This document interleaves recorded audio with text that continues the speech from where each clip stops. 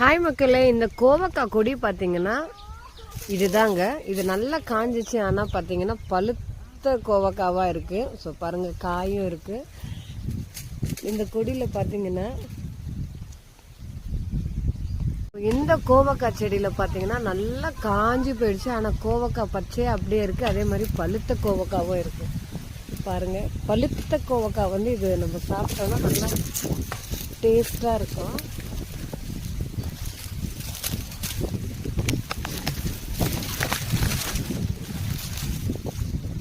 பழுத்த கோவக்காய் பார்த்தீங்களா, இது அப்படியே சாப்பிட்டோன்னா நல்லா டேஸ்ட்டாக இருக்கும்.